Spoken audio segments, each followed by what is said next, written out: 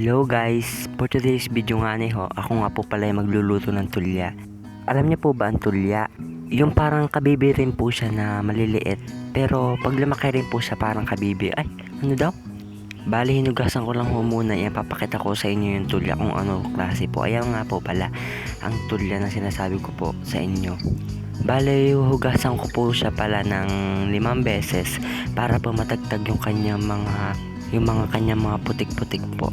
Kasi kailangan natin po yung hugasan para kapag niluto wala pong putik-putik do sa mga niluluto po natin para hindi magkasang putik.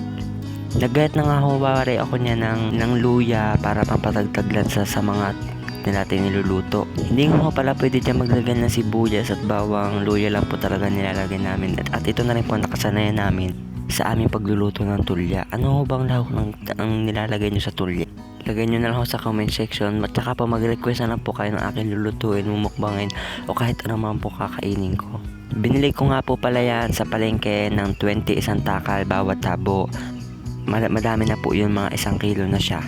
At ito na po guys, piprituhin ko na siya. Naglagay nga po pala muna ako dyan ng mantika.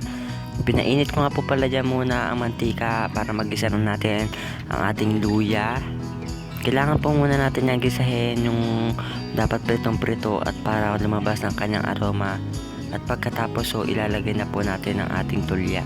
Pagkatapos nga sinunod ko na ang tulya para igasahin ito at para maglabas ang kanyang tubig. Hindi nga po pala pwede dyan maglagay ng tubig kasi po kusa po yan nagtutubig. Sinunod ko na nga ang bitchin, naglagay din po ako ng paminta, at saka po sinunod ko na rin ng asin.